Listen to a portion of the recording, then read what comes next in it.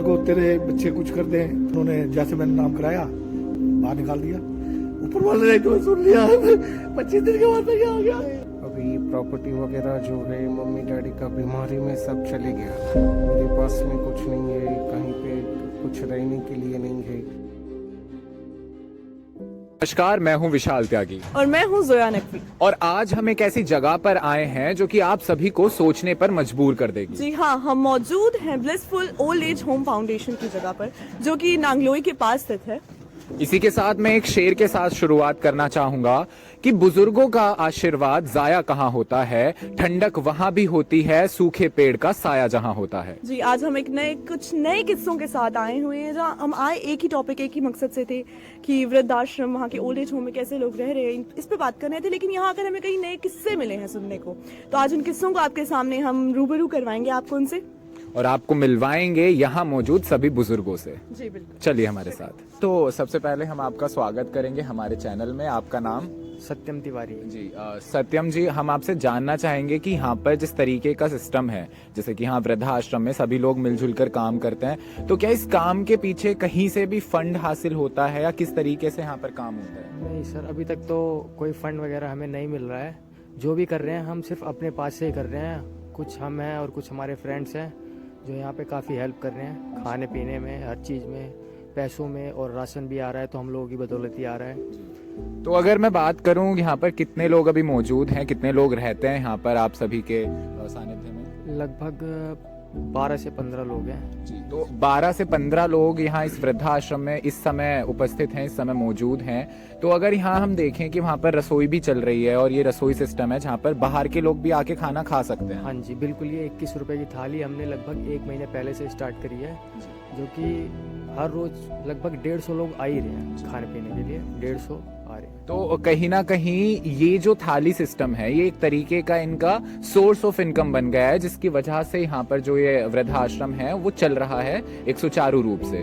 तो इसी की तरह अगर हम दूसरा सवाल करें आपसे कि यहाँ पर जो यंगस्टर हैं, हमारे भारत के जो यंगस्टर हैं, उनको आज के समय में आप क्या एक ऐसा मैसेज देना चाहेंगे? जैसे आप खुद एक यंगस्टर हैं और इस काम को आप कर रहे हैं, तो बाकी लोगों के लिए क्या मैसेज होगा? बिल्कुल सर, जहाँ पे भी ऐसा काम हो रहा हो, अगर आप देख रहे हैं तो प्लीज़ सपोर्ट करें, हेल्प करें और हमेशा करने की कोशिश करें जो भी आप में बने।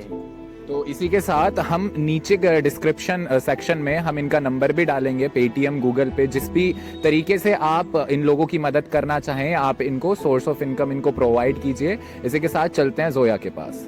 जैसे कि विशाल से अभी बात हुई और विशाल ने यहाँ पर उनसे मतलब क्वेश्चंस किए, उनसे सवाल जवाब किए कि किस हिसाब से वो अपना ये वृद्धाश्रम चला रहे हैं। तो चलिए आज मेरे साथ बने रहें और हम चलते हैं अंदर, जाके कुछ बुजुर्गों से बात करते हैं। आइए। तो सबसे पहले मैं बता दूं, ये वो रूम है, ये हॉल है जिस हॉल में इनको सुलाया जाता है, जहाँ पर इनको एक पर्सनल स्पेस दी जाती है। तो विशाल अगर आप दिखा दें तो यही हमारे साथ बने रहे। नमस्कार जी। तो मैं जोया नकवी हूँ और आज मैं इनसे बात करूंगी। आपका नाम? कुब्दलाल। तो कब से आप यहाँ पर आए? मैं ये 10 तारीख को मैं 10 महीने हो जाएंगे।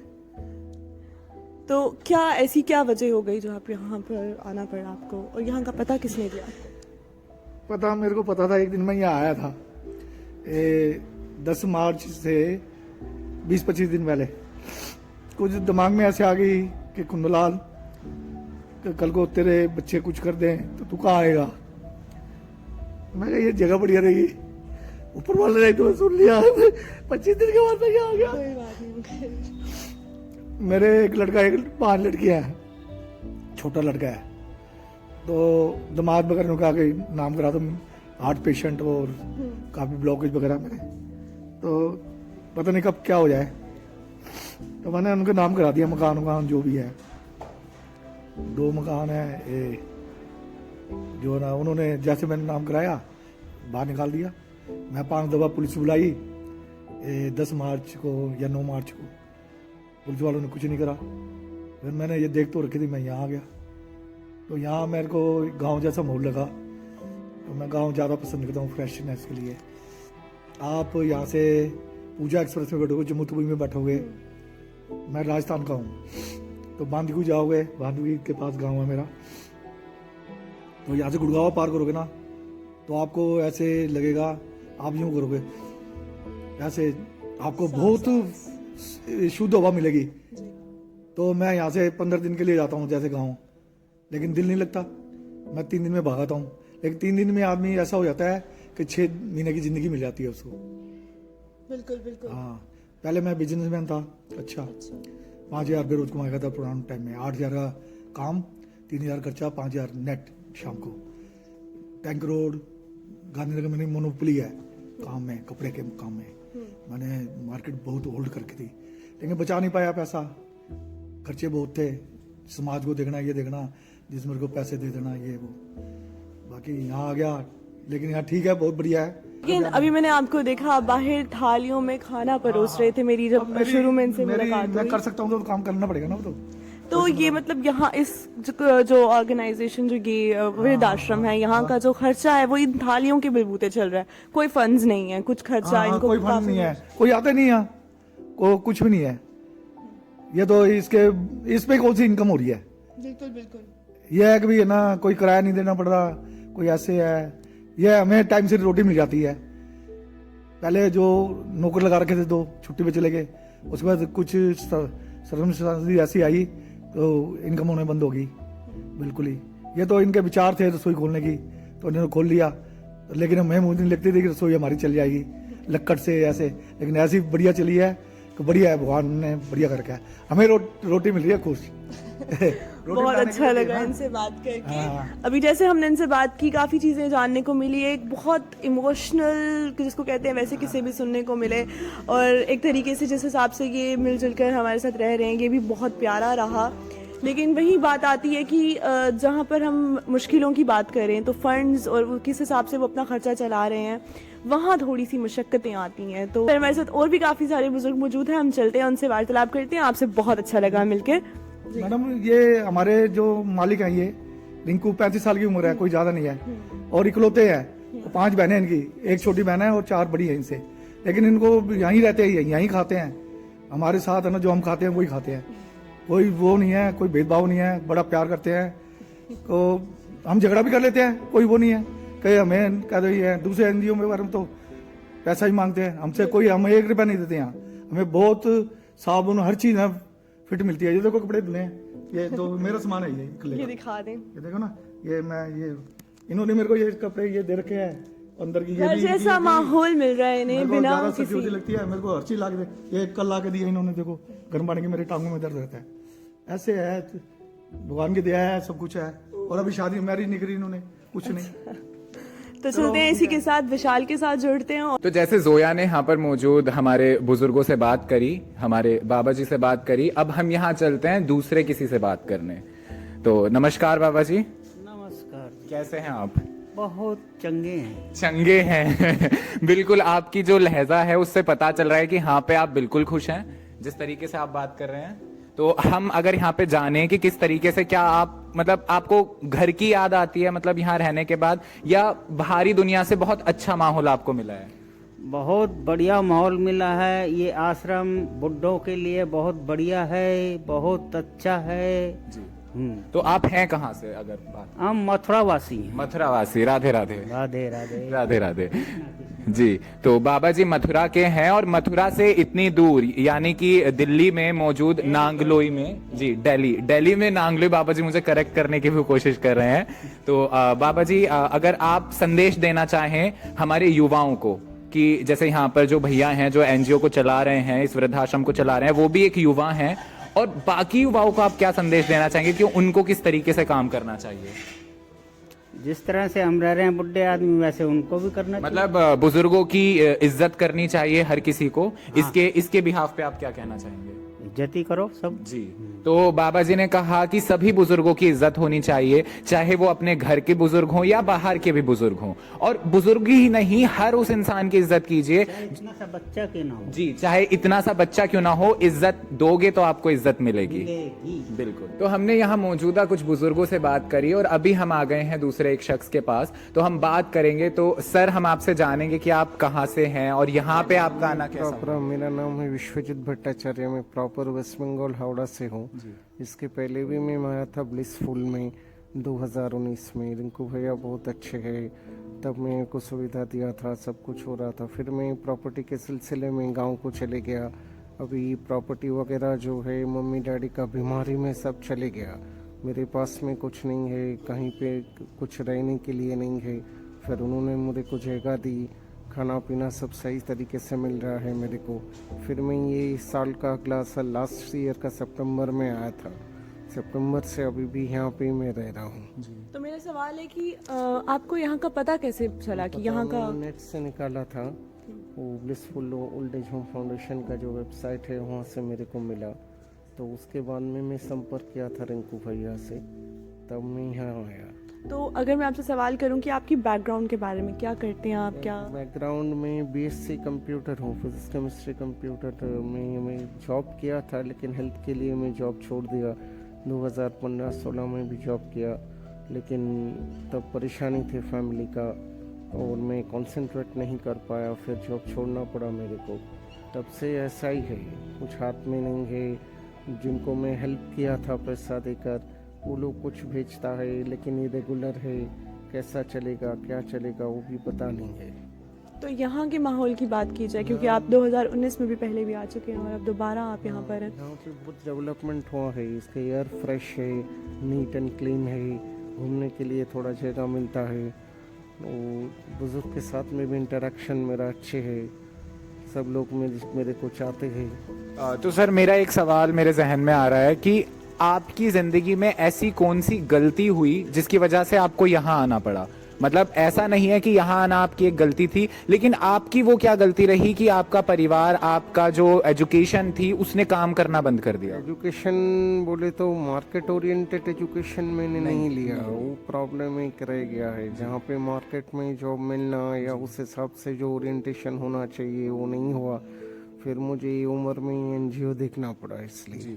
तो सर ने बहुत ठीक ढंग से बताया कि आज के समय में जो हर एक वो विद्यार्थी एक शिक्षा ग्रहण करने से पहले वो सोचता है कि उसको जॉब कब मिलेगी। तो आज के समय में एक शिक्षा इज इक्वल टू जॉब हो गई है, लेकिन सर ने जो शिक्षा ली थी वो शिक्षा इज इक्वल टू शिक्षा ही थी। तो अगर हम दूसरा सवाल आपसे करें कि यहाँ पर जिस तरीके से आप रह रहे हैं, जिस तरीके से आपकी दिनचर्या यहाँ पर होती है, उससे आप संतुष्ट हैं? हाँ संतुष्ट है, बहुत अच्छे उम्र के है। हिसाब से उम्र क्या है आपकी? उम्र 44 ईयर्स है मेरा। 44 इयर्स है। तो आपने क्या आगे का सोचा है कुछ अपना? मैं अभी तो कुछ नहीं सोचा उस हिसाब से नहीं। फिलहाल अपनी सेहत पे ध्यान दे रहे हैं। तो जैसे कि हमने अभी इनसे बात की और जाना किस हिसाब से, क्या इतनी नॉलेज और इतनी शिक्षा, इतना ज्ञान होने के बावजूद इन्हें यहाँ आने पर मजबूर होना पड़ा। नमस्कार अंकल। नमस्कार बेटा। तो मैंने अभी आपसे मुलाकात हुई आपकी, आप यहाँ बैठे हुए थे, कैसा लग रहा आपको? मतलब यहाँ आप किस मकसद से आए थे? तुम्हारे और अच्छा लग रहा। यहाँ पे 21 रुपए की थाली खाने की मिल रही है, चावल है, 4 रोटी हैं और सही काम है। तो आप यहाँ रहते हैं यहाँ पे? मैं तो यहाँ नहीं रहता, मैं तो आज फर्स्ट पहली बार आया। तो पहली बार आके आपको यहाँ का माहौल कैसा लगा? अच्छा लगा, बढ़िया है, सही है। जैसे कि अंकल से पता चला है कि ये यहाँ पर किसी मतलब ये यहाँ रहते नहीं है, लेकिन एक मकसद से आए थे यहाँ खाने के लिए, क्योंकि यहाँ पर 21 रुपए की थाली में पूरा खाना मिलता है, तो बाहर के बुजुर्गों के लिए भी बहुत आरामदायक है। बस तो इस वक्त हम मौजूद हैं उस रसोई में जहाँ से इन्हें खाना मुहैया होता है। जो 21 रुपए की थाली का जिक्र हमने बाहर गेट पर जो देखते थे आप वहाँ किया था, यहीं पे बनाया जाता है वो खाना। तो इस वक्त हमारे साथ मौजूद हैं कुछ औरतें जो यहाँ काम करती हैं। औरतों की बात करें तो एक औरत जो नारी है वो अपने घर बार को देखती है, मतलब बच्चे से लेकर बूढ़े तक का ख्याल रखती है, बिना किसी लालच, बिना किसी मकसद के। और ये भी अपने घर से घर बार छोड़कर पूरा दिन निकालने यहाँ पर आती हैं, यहाँ पर इनकी सेवा में पूरा दिन निकालती है। तो इनसे बात करते हैं, इनसे पूछते हैं कि कैसा रहता है इनका, कैसे शुरुआत होती है। आपका नाम? नेहा। और आपका? और आपका? मोहम्मद शमीम। तो ये जो 3 जन हैं यहाँ पर, ये मिलकर यहाँ पर खाना वाना बनाते हैं, ये सब देखते हैं। तो कैसे आपको ख्याल कैसे आया कि यहाँ पर आप पूरा दिन अपना निकालें? हालांकि मैं बता दूं कि ये पेड है, तो फिर भी लेकिन पूरा दिन यहाँ निकालना एक बहुत बड़ी बात है। तो मैं पूछूंगी कि कैसे ख्याल कैसे आया? ख्याल के मैम थोड़ी मेरी घर की पर्सनल प्रॉब्लम है, इसकी वजह से मुझे तो गुजारे के लिए कुछ ना कुछ चाहिए। ये अम्मा मिली मुझे, तो इनसे मैंने पूछा कोई काम है, तो अम्मा बोली कि हाँ है आश्रम में। मैं चलो आश्रम में थोड़ी सेवा भी हो जाएगी और अपना घर का गुजारा भी हो जाएगा। ऐसे करके तो फिर मैं चले आई अम्मा के साथ। एक तरह से देखा जाए तो यहाँ पर सिर्फ बुजुर्गों की सेवा के लिए नहीं, यहाँ पर इन खातन की और इन औरतों की भी मदद हो रही है। तो इनसे बात करेंगे। आप सुबह कैसे यहाँ पर किस वक्त आते, क्या होता है? 8 बजे आ जाते हैं ना, हमें खाना आना का पानी आने का वो लगाते हैं, वे अपने चावल बनाते हैं, आलू की सब्जी, दाल, कड़ी ये खाना बनाते अभी हम भी इनके पास खाना खाएंगे क्योंकि इन्होंने हमें वादा किया हुआ है कि हमें खाएंगे और तभी हमारी वीडियो मुकम्मल होगी। हैं। बिल्कुल बिल्कुल, जब बढ़िया आप खाना नहीं खाएंगे खाओ। तो पता कैसे चलेगा हमारी सफलता का कि हम खाना किस तरीके से बनाते हैं, टेस्टी भी है या नहीं है। तो कुछ मसलों मुशक्कतों का कोई सामना तो नहीं करना पड़ता आपको, किस मुश्किलों का? नहीं नहीं, यहाँ पे मुश्किल क्या है, हमें तो खाना बनाना होता है, सामान हमें चाहिए होता है। घर बार का अगर मैं पूछूं, आपके घर बार से क्या इजाजत, परमिशंस जो मिलती हैं वो आपको? मैम घर में जिम्मेदार आदमी कोई नहीं है, बच्चे को संभालना मेरी मजबूरी है, इसलिए मुझे घर से बाहर निकलना पड़ा। मैं बहुत संघर्ष से लड़ रही हूँ, इसमें वीडियो में सामने आने से भी हिचक रही हूँ, इससे भी मुझे खतरा ही है कि मैं वीडियो में सामने आ रही हूँ। खतरे की कोई बात नहीं है क्योंकि इंशाल्लाह हमारी वीडियो पूरी तरीके से आपके काम आएगी इंशाल्लाह। और देखा जाए तो हम एक बहुत अच्छे टॉपिक पे बात कर रहे हैं, जहाँ पर ये जिनसे हमारी बात हुई है, रिंकू जी जिनसे बात हुई है, उन्होंने एक बहुत प्यारा काम स्टार्ट किया है ये वृद्ध आश्रम का। तो इससे आगे चलते हैं, विशाल से जुड़ते हैं। तो यहाँ पर आपने देखा हमारी वीडियो में किस तरीके से हमने सभी बुजुर्गों से बात करी और उनके ऐसे सच को जाना जो कि उनकी जिंदगी का एक पहलू रहा था। काफ़ी इमोशनल है इनसे बातचीत जब हमारी हुई है। और मज़े की बात हमें ये लगी कि काफ़ी यहाँ पर एडुकेटेड लोग हमें मिले जो एक मजबूरी के तले यहाँ पर मौजूद थे, जिनसे हमारी बात हुई। कुछ थे कि वो आ गए कैमरा के सामने और कुछ थे जो नहीं चाहते थे कि हमें कैमरा के सामने आना, उनको पसंद नहीं था कैमरा के सामने आना। तो ये जो जिंदगी की एक सच्चाई है कि आप जितने भी बड़े इंसान बन जाएं लेकिन जो होना है वो होके रहता है। विशाल, मैं चाहती हूँ कि खास तौर पर ये जो बेटियां होती हैं अगर संभाल रहे हैं, वो खास तौर पर ये एपिसोड देखें और ये शो जो हमने आज का किया ये देखें, क्योंकि काफी कुछ सीखने को मिला है यहाँ पर हमें। और उन सभी को इस चीज को अपने जहन में रखना चाहिए कि बुजुर्ग एक एज दराज होने के बाद, एक उम्र दराज होने के बाद एक बच्चा बन जाता है। तो हर उस बुजुर्ग बुजुर्गों की बात करें तो बुजुर्ग के पास बैठना ये एक दुनिया का बहुत खूबसूरत सौदा है, कि दुनिया का एक बहुत प्यारा सौदा है जिसमें आप एक बुजुर्ग के पास बैठ जाएं और बदले में, उन कुछ लम्हों के बदले में आपको बहुत कुछ सीखने को, एक जिंदगी का तजुर्बा सीखने को मिल जाता है। तो हमने यहाँ पर देखा और आप सभी से उस चीज को साझा करा। और नीचे डिस्क्रिप्शन में हमने इस ब्लिसफुल फाउंडेशन की सारी डिटेल्स हमने डाल दी हैं। जिस भी तरीके से आप इन लोगों की मदद कर सकते हैं जरूर आप अक्सर होइए और इन लोगों का बढ़ चढ़कर हाथ थामिए। बिल्कुल। और मैं चाहती हूँ कि जिस हिसाब से हमारी यहाँ पर बात हुई है सबसे, काफी मुश्किलों का सामना उनको करना पड़ रहा है, क्योंकि मतलब हिम्मत तो है लेकिन उसके लिए जरिया नहीं है, तो जरिया आप बन सकते हैं। तो हम चाहते हैं कि हमने डिटेल्स जो आपके साथ शेयर की हुई हैं इन पर ये मतलब इनकी मदद करें यार। यहाँ पर आइए एक बार, और इसकी जो एड्रेस होगा वो भी हमने डिस्क्रिप्शन बॉक्स में डाल दिया है।